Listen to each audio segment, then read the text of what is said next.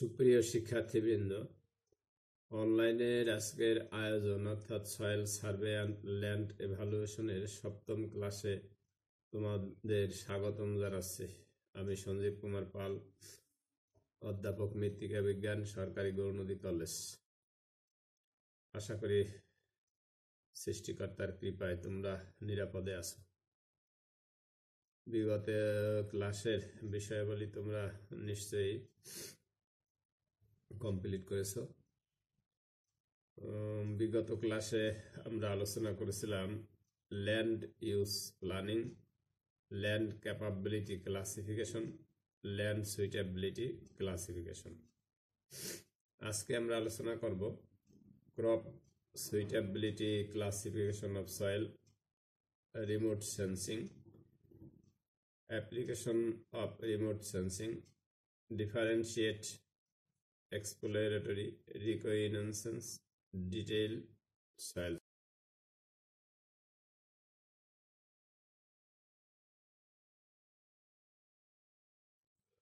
প্রথমে আমি আলোচনা করব crop suitability classification of soil, অর্থাৎ ফসল উৎপাদন উপযোগিতা ভিত্তিক মাটির শ্রেণীবিভাগ।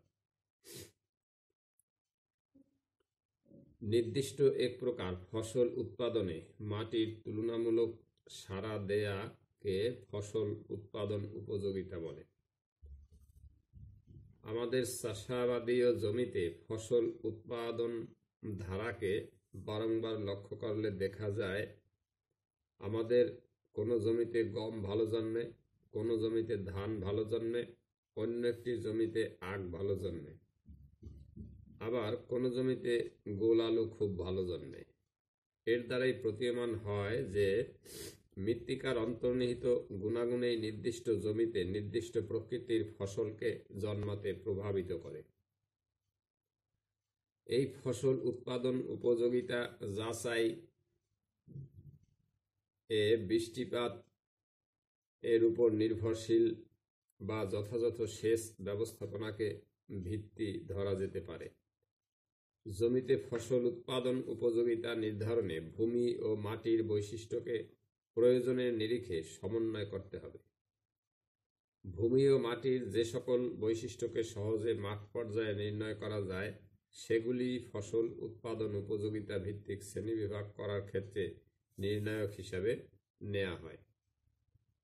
এই নির্ণায়কগুলি হল ভূমির প্রকৃতি, ভূসংস্থান, পানি নিষ্কাশন অবস্থা, ভূপৃষ্ঠস্থ পানির সরবরাহ বিঘ্নতা, মৃত্তিকার বুনট, ভূপৃষ্ঠস্থ মৃত্তিকার দৃঢ়তা, ভূপৃষ্ঠ মাটির বিক্রিয়া, মৃত্তিকায় সহজলভ্য পানির মান, ভূপৃষ্ঠ স্তরের লবণাক্ততা ইত্যাদি।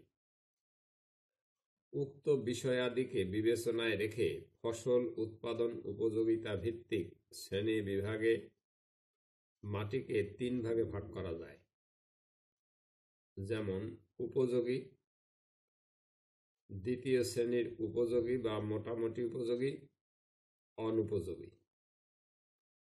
ফসলের চাহিদার সাথে সমন্বয় করে উপরোক্ত নির্ণায়ক সমূহের যে কোনো একটি যথাযথ পর্যায়ে নাই এবং অবশিষ্টগুলি মানসম্পন্ন পর্যায়ে আছে, তখন উক্ত মাটিকে মোটামুটি উপযোগী হিসাবে অভিহিত করা হয়। এখানে ক্রম হ্রাসমান উৎপাদন বৃদ্ধি প্রযোজ্য। মাটির এই তুলনামূলক সাড়া দেয়াকে প্রকৃত অর্থে গুণমান বিষয়ক বিশ্লেষণ হিসেবে অভিহিত করা হয়। অর্থাৎ this crop suitability rating is purely qualitatively analysis. উপযোগী শ্রেণী 1। এরূপ মাটিতে নির্ধারিত ফসলটি উৎপাদনের জন্য কমপক্ষে একটি পূর্ণ মৌসুম মাটির ভৌত রাসায়নিক অবস্থা এবং মাটিতে আর্দ্রতার মান কাঙ্ক্ষিত পর্যায়ে থাকবে। চাষাবাদের প্রচলিত পদ্ধতি অনুসরণেও ফসলটির মাঝারি থেকে অধিক ফলন পাওয়া যায়।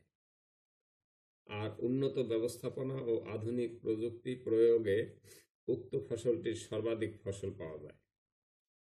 স্বাভাবিক ফসল উৎপাদনে এ মাটিতে নগণ্য প্রতিকূলতা থাকতে পারে বা আদৌ প্রতিকূলতা থাকে না।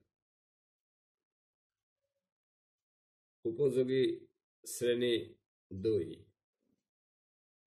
এরূপ মাটিতে প্রচলিত চাষাবাদ ব্যবস্থাপনায় নির্দিষ্ট ফসলটির উৎপাদন মাঝারি থেকে ভালো পর্যায়ে থাকতে পারে।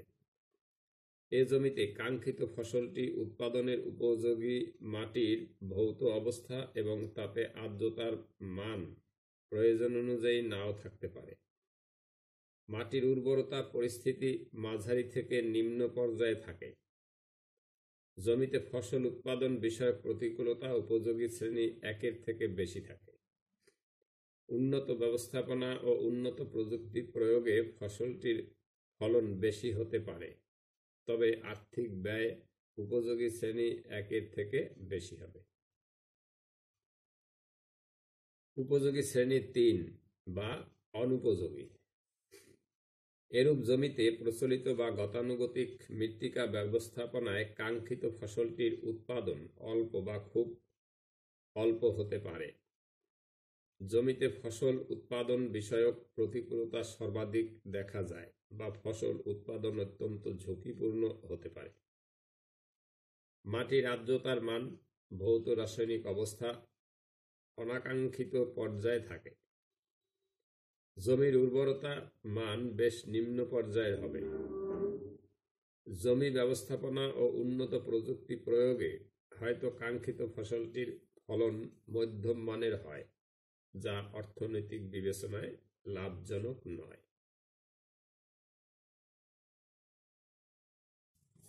রিমোট সেন্সিং অর্থাৎ দূর অনুধাবন। মার্কিন যুক্তরাষ্ট্রের নৌবাহিনীর গবেষণায় 1950 সনে রিমোট সেন্সিং শব্দটি ব্যবহার করা হয়। পরবর্তীতে 1962 সালে বিজ্ঞানী পার্কার একটি বস্তু সম্পর্কে তথ্য উপাত্ত সংগ্রহের জন্য রিমোট সেন্সিং ব্যবহার করেন। কিন্তু তথ্য সংগ্রহের ক্ষেত্রে তথ্য সংগ্রহকারীকে যন্ত্রের সংস্পর্শে আনা যাবে না। রিমোট সেন্সিং বা দূর অনুধাবন হল দূরবর্তী ভূমিরূপ এবং সমুদ্র পৃষ্ঠ সম্পর্কে তথ্যাদি সংগ্রহ ও লিপিবদ্ধ করার প্রক্রিয়া।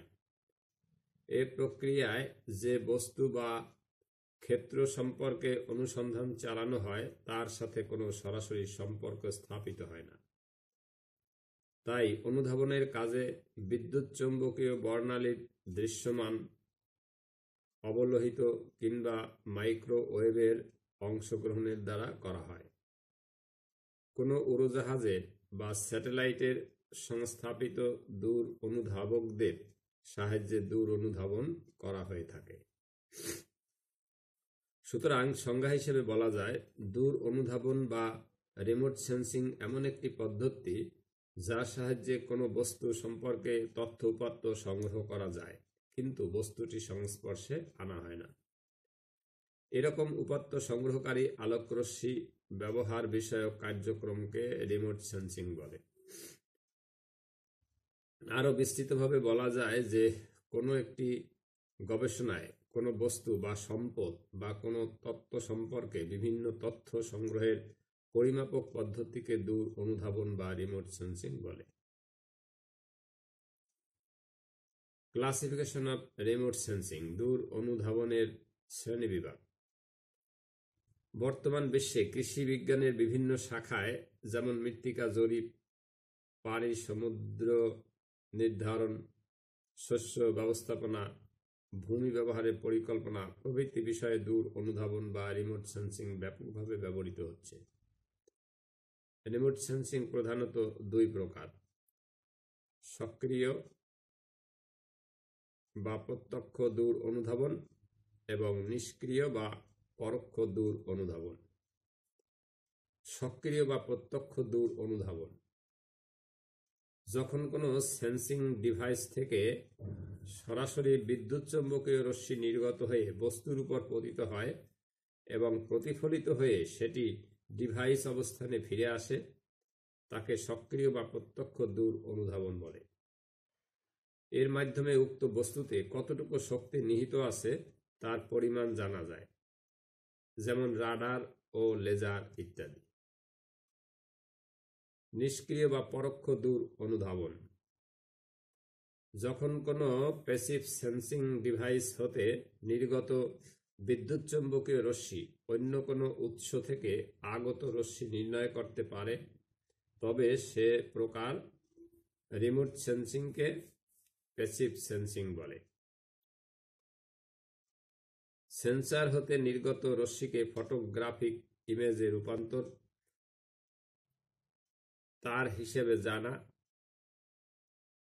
তথ্য প্রক্রিয়া করার তথ্যকে সংগ্রহ করার জন্য মাঠ থেকে সংগ্রহকৃত ক্ষণিক তথ্যসমূহ সংরক্ষণ, উপাত্ত প্রক্রিয়াকরণ ও ব্যাখ্যাকরণ।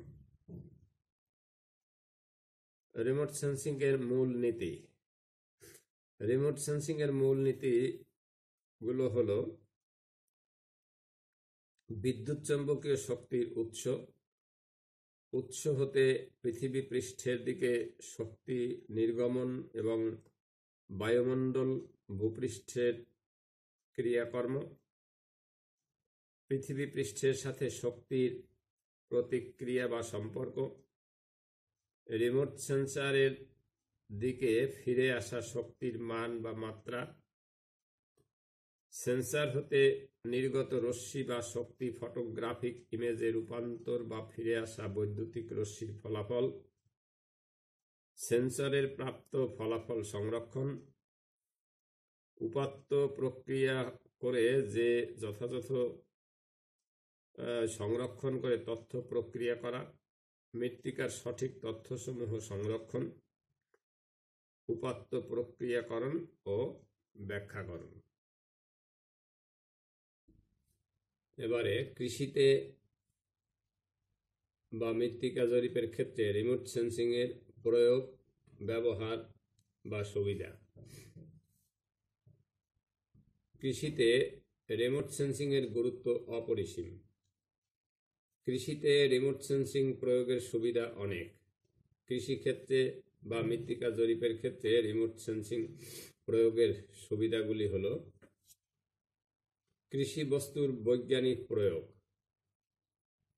বিভিন্ন শস্য বিজ্ঞান, সিরিয়াল ক্রপস, শাকসবজি প্রভৃতি পীড়নের হাত থেকে রক্ষা করে এবং কৃষি জলবায়ুতে রিমোট সেন্সিং এর গুরুত্ব অনেক। কৃষি পরিবেশ তথা বিশ্ব পরিবেশের পরিবর্তনের তথ্য উপাত্ত সংগ্রহে রিমোট সেন্সিং এর ভূমিকা পালন করে থাকে। রিমোট সেন্সিং এর তথ্যের দ্বারা সারফেস রানঅফ হ্রাস করা যায় এবং ভূগর্ভস্থ পানির লেভেল ঠিক থাকে। মৃত্তিকা বিজ্ঞান কৃষি বিজ্ঞানের ভিত্তি, তাই মৃত্তিকা বিজ্ঞানে ব্যাপকভাবে রিমোট সেন্সিং ব্যবহৃত হয়। তারপর কৃষি ব্যবস্থাপনায় রিমোট সেন্সিং। রিমোট সেন্সিং শস্য উৎপাদনের বিভিন্ন অবস্থায় শস্যে ক্ষয়ক্ষতির হার কমিয়ে আনে। রিমোট সেন্সিং প্রয়োগ করলে আঞ্চলিক, জাতীয় ও বৈশ্বিক শস্য বিন্যাস সহজতর হয়। রিমোট সেন্সিং এর মাধ্যমে পশু সম্পদকে আরো আধুনিক ও উৎপাদনমুখী এবং সমৃদ্ধ করা যায়। শস্যের ফলন অনুমান এবং সেচযোগ্য জমি নির্ধারণে রিমোট সেন্সিং এর ভূমিকা আছে। রিমোট সেন্সিং যথাযথভাবে প্রয়োগ করলে পানি ব্যবহারের দক্ষতা বৃদ্ধি পায়। রিমোট সেন্সিং সঠিকভাবে ব্যবহার করলে ভূমির অবনমন, ভূমিক্ষয়, মৃত্তিকার লবণাক্ততা, ক্ষারত্ব ও অম্লত্ব প্রভৃতি হ্রাস পায়। রিমোট সেন্সিং এর সূক্ষ্ম বিন্যাস বিষয়ক প্রয়োগের ফলে ভূমি নিষ্কাশন সহজতর হয়। রিমোট সেন্সিং প্রয়োগের ফলে মৃত্তিকার দূষণ কমে যায় এবং পরিবেশের ক্ষতিকর প্রভাব সম্পর্কে সঠিক ধারণা করা যায়। ভূমি জরিপে রিমোট সেন্সিং গুরুত্বপূর্ণ ভূমিকা পালন করে। গতানুগতিক আলোকচিত্র থেকে রিমোট সেন্সিং পদ্ধতির পার্থক্য। গতানুগতিক বা কনভেনশনাল আলোকচিত্র থেকে রিমোট সেন্সিং পদ্ধতির পার্থক্য নিম্নরূপ। গতানুগতিক আলোকচিত্র দৃশ্যমান আলোর তরঙ্গ দৈর্ঘ্যের ছবি ধারণ করে, কিন্তু রিমোট সেন্সিং পদ্ধতির আলোকচিত্র একই সাথে দৃশ্যমান ও অদৃশ্যমান আলোর তরঙ্গ দৈর্ঘ্যের ছবি ধারণ করে। গতানুগতিক আলোকচিত্রে বস্তুর প্রাকৃতিক সাধারণ বৈশিষ্ট্য প্রাধান্য পায়, কিন্তু রিমোট সেন্সিং পদ্ধতির ক্ষেত্রে বস্তুর রূপান্তরিত প্রতিচ্ছবি পাওয়া যায়। গতানুগতিক আলোকচিত্র সহজে বোধগম্য হয় এবং সবাই বুঝতে পারে, কিন্তু রিমোট সেন্সিং পদ্ধতির প্রতিচ্ছবির ক্ষেত্রে তা অনুধাবনের জন্য অভিজ্ঞ ব্যক্তির প্রয়োজন হয়। গতানুগতিক আলোকচিত্র ধারণের জন্য বিভিন্ন ধরনের লেন্সের সাধারণ ক্যামেরাই যথেষ্ট, কিন্তু রিমোট সেন্সিং পদ্ধতির প্রতিচ্ছবি ধারণের ক্ষেত্রে বিশেষ ধরনের যন্ত্রাংশ যা বিভিন্ন মাত্রার তরঙ্গ দৈর্ঘ্যের বিকিরণ সৃষ্টি ও সংগ্রহের জন্য ব্যবহৃত হয়। গতানুগতিক পদ্ধতিতে ছবি ধারণ কম ব্যয়বহুল, কিন্তু রিমোট সেন্সিং পদ্ধতিতে প্রতিচ্ছবি ধারণ জটিল ও অনেক বেশি ব্যয়বহুল। গতানুগতিক আলোকচিত্র অনুধাবনের জন্য বিশ্লেষণ যন্ত্রের প্রয়োজন নেই, কিন্তু রিমোট সেন্সিং পদ্ধতির প্রতিচ্ছবি অনুধাবনের জন্য অবশ্যই বিশ্লেষণ যন্ত্রের প্রয়োজন হয়। জরিপের ক্ষেত্রে গতানুগতিক আলোকচিত্র কোনো এলাকা সম্পর্কে পরিপূর্ণ ধারণা দেয় না, কিন্তু রিমোট সেন্সিং পদ্ধতির ক্ষেত্রে একটি এলাকা সম্পর্কে সঠিক ধারণা পাওয়া যায়। গতানুগতিক পদ্ধতির ক্ষেত্রে উপাত্ত সংগ্রহ যাচাই খুব ধীর গতিতে হয়, কিন্তু রিমোট সেন্সিং পদ্ধতিতে এটি খুবই দ্রুত গতিতে সম্পন্ন হয়। ভূমি মূল্যায়ন ও উন্নয়ন পরিকল্পনার ক্ষেত্রে রিমোট সেন্সিং পদ্ধতি খুবই সহায়ক ভূমিকা পালন করে, যা গতানুগতিক পদ্ধতির ক্ষেত্রে সম্ভব নয়। উপরের আলোচনা হতে এটাই অনুধাবন করা যায় যে গতানুগতিক আলোকচিত্র ও রিমোট সেন্সিং পদ্ধতির প্রতিচ্ছবির ক্ষেত্রে বেশ কিছু পার্থক্য রয়েছে, কিন্তু মৌলিক ব্যবহারের ক্ষেত্রে এদের মধ্যে কিছু সামঞ্জস্য রয়েছে।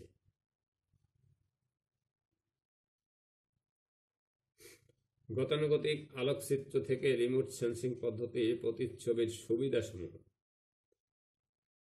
রিমোট সেন্সিং দূর অনুধাবনের সর্বোৎকৃষ্ট পন্থা।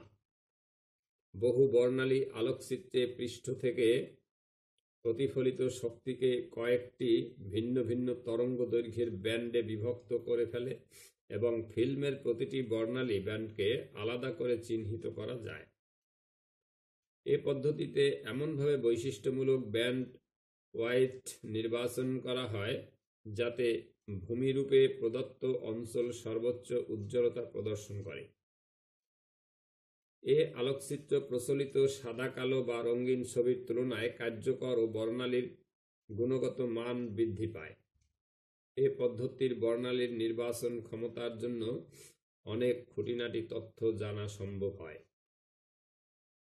বহুবর্ণালী স্ক্যানিং সিস্টেম আলোক বৈদ্যুতিক উপায়ে বর্ণালী প্রতিফলিত পরিমাণ করা হয়। বিদ্যুৎ চুম্বক বর্ণালী দৃশ্যমান ও নিকট অবলোহিত অংশের কয়েকটি আলাদা তরঙ্গদৈর্ঘ্য যুগপৎভাবে পরিমাপ করা হয়, যা সাধারণ আলোকচিত্রের ক্ষেত্রে করা হয় না। বহুবর্ণালী স্ক্যানিং এর অনুরূপ অবলোহিত স্ক্যানার দিয়ে তাপীয় অবলোহিত বিকিরণ ম্যাপ করা সম্ভব, তবে এক্ষেত্রে বিকিরিত শক্তিকে বিদ্যুৎ চুম্বক বর্ণালীর 8 থেকে 14 মিলিমাইক্রন অংশে রেকর্ড করা হয়। অবলোহিত স্ক্যানিং কর্তৃক প্রদত্ত প্রতিবিম্ব যেরূপ বৈশিষ্ট্য দিক নির্দেশনা দিতে সক্ষম তা কোনো সাধারণ আলোকচিত্র বা কোনো বহুবর্ণালী স্ক্যানার দ্বারা সম্ভব নয়। অতীতে তাপীয় অবলোহিত বিম্বকে সাধারণ আলোকচিত্রের প্লেটে রেকর্ড করা হতো। এখন এসব ফিল্মের পরিবর্তে ভিডিও ব্যবহৃত হচ্ছে মুখ্য রেকর্ডিংয়ের মাধ্যম হিসেবে। এতে করে ভালো বিম্ব রেকর্ড করা যায় এবং ব্যাপক সূক্ষ্ম বিশ্লেষণ সম্ভব হয়। স্যাটেলাইট থেকে তাপীয় অবলোহিত ম্যাপিংয়ের মাধ্যমে সমুদ্রের তাপীয় স্রোত, আগ্নেয়গিরির তৎপরতা সম্পর্কে তথ্য সংগ্রহ, ভৌতকীয় অঞ্চলসমূহ জরিপ করা, আঞ্চলিক দূষণ নিরীক্ষণ করা ইত্যাদি কাজে রিমোট সেন্সিং ব্যবহার করা হয়, কিন্তু গতানুগতিক আলোকচিত্র ধারণ করা হয় না।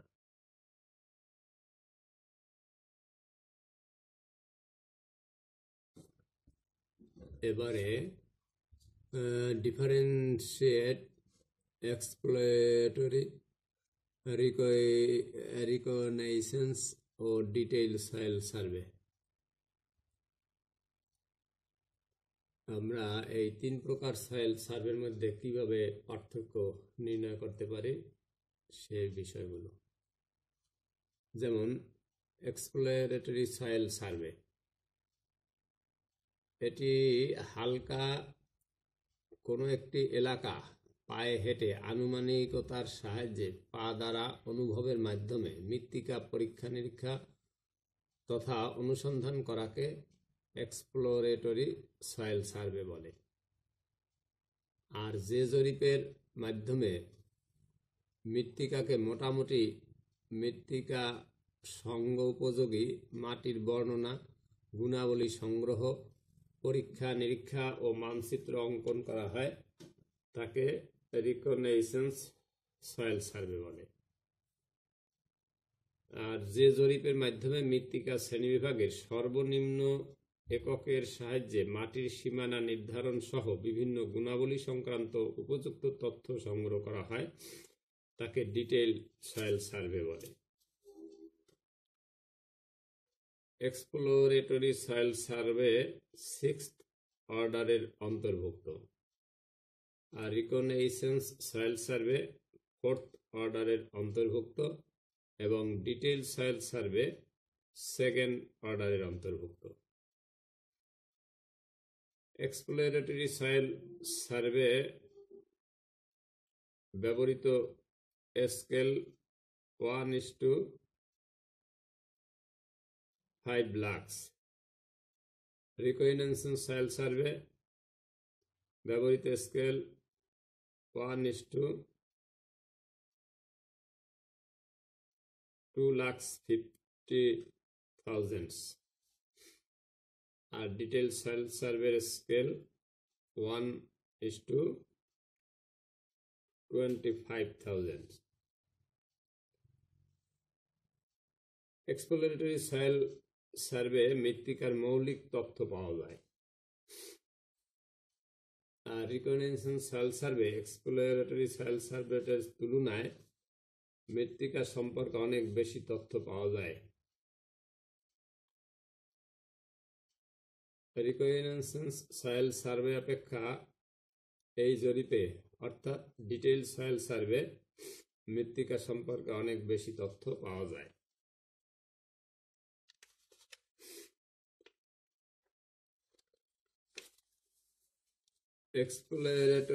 এক্সপ্লোরেটরি সয়েল সার্ভের মাধ্যমে কোনো এলাকার মৃত্তিকার প্রকৃতি সম্পর্কে প্রাথমিক ধারণা পাওয়া যায়।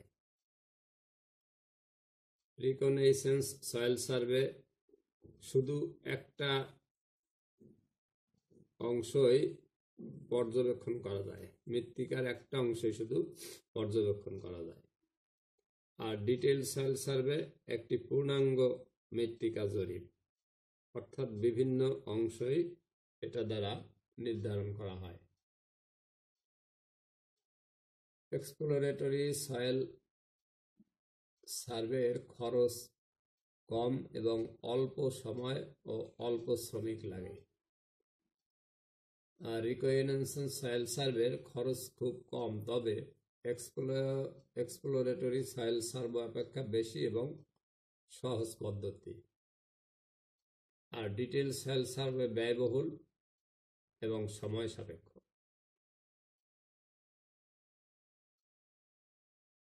এক্সপ্লোরেটরি সয়েল সার্ভে বিশেষ কলা কৌশল ও যন্ত্রপাতির প্রয়োজন হয় না। রিকনেইসেন্স সয়েল সার্ভে খুব বেশি দামি যন্ত্রপাতির প্রয়োজন হয় না, আর ডিটেল সয়েল সার্ভে দামি যন্ত্রপাতির প্রয়োজন হয়। Exploratory soil survey mapping unit নেই। রিকনেইসেন্স সয়েল সার্ভে সয়েল অ্যাসোসিয়েশন আছে, আর ডিটেল সয়েল সার্ভে সয়েল কনসিয়েশন আছে। এই হলো মোটামুটি তোমাদের 3 ধরনের সয়েল সার্ভের পার্থক্য।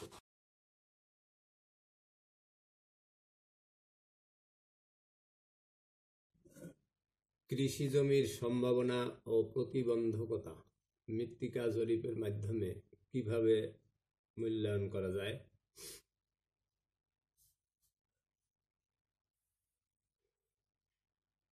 কোনো এলাকার মাটির ধারাবাহিক পরীক্ষা নিরীক্ষা, বর্ণনা, শ্রেণীকরণ, বিভিন্ন মৃত্তিকার মধ্যে সীমানা নির্ধারণ এবং মানচিত্র প্রস্তুত করাকে মৃত্তিকা জরিপ বলে।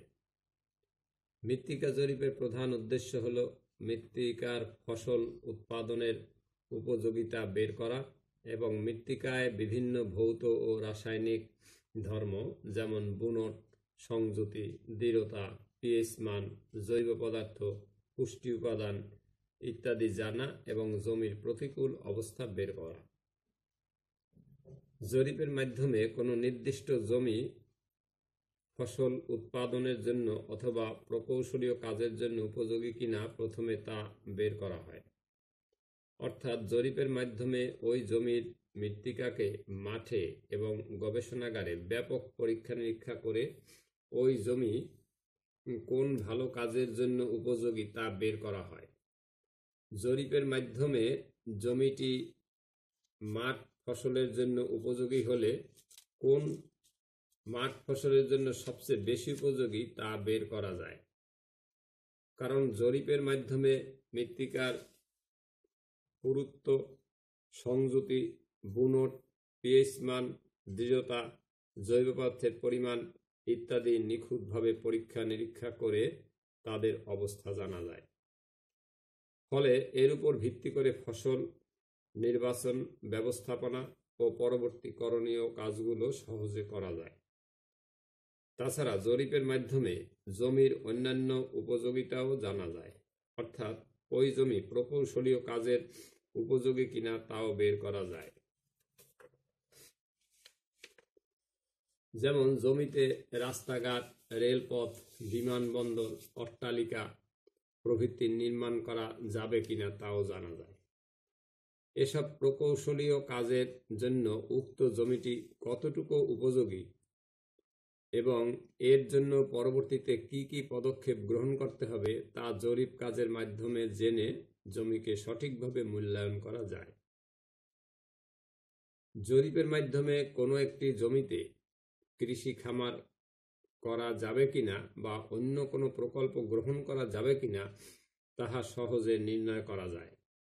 কারণ জরিপের মাধ্যমে ওই এলাকার ভূপ্রকৃতি, কৃষি কালচার, জলবায়ু, যোগাযোগ ব্যবস্থা, বন্যার প্লাবন, মাটির প্রোফাইল বৈশিষ্ট্য ইত্যাদি নির্ণয় করে জমিটি সঠিকভাবে কোন কাজের জন্য উপযোগী তাহা মূল্যায়ন করা যায়। ফলে প্রকল্প বাস্তবায়নে এবং সাফল্যের ব্যাপারে কোনো ঝুঁকি থাকে না। যেহেতু জরিপের মাধ্যমে কোনো নির্দিষ্ট এলাকার জমি কোন কাজের জন্য সর্বোচ্চ উপযোগী তা বের করা হয়, পরবর্তীতে এসব জমিকে সে কাজের জন্য ব্যবহার করতে হলে কি কি বাধা ও প্রতিবন্ধকতা রয়েছে তাহাও নির্ণয় করা হয়। যেমন জমিকে কোনো নির্দিষ্ট ফসলের জন্য ব্যবহার করা হলে সে জমির সংযুতি, বুনট, পিএইচ মান ফসলের জন্য উপযোগী কিনা তা বের করা হয়। যদি উপযোগী না হয় তাহলে তাদের ব্যবস্থাপনার উপায় ও জরিপের মাধ্যমে জানা যায়। তাছাড়া জমির সেচ প্রকৃতির ধরন কিরূপ, সেচের উৎস কোথায়, মাটির পানি ধারণ ক্ষমতা কিরূপ, জৈব পদার্থ ও পুষ্টি উপাদানের পরিমাণ ফসলের জন্য পরিমিত অবস্থায় আছে কিনা, যদি না থাকে তাহা জরিপের মাধ্যমে বের করে এসব প্রতিবন্ধকতাগুলো দূর করা যায়। মৃত্তিকা দেশের একটি প্রাকৃতিক সম্পদ। এসব মৃত্তিকা প্রাকৃতিক অবস্থায় থাকে না। এসব জমিতে ফসল উৎপাদনের জন্য বা মৃত্তিকাকে ভালো কাজে ব্যবহার করার জন্য জমিতে নানা ধরনের বাধা, প্রতিবন্ধকতা বা অসুবিধা থাকাই স্বাভাবিক। তাই জরিপের মাধ্যমে জমিকে বিস্তারিত পরীক্ষা নিরীক্ষা করে এসব বাধা বিঘ্ন দূর করে জমিকে সঠিক কাজে মূল্যায়ন ও ব্যবহার করা যায়।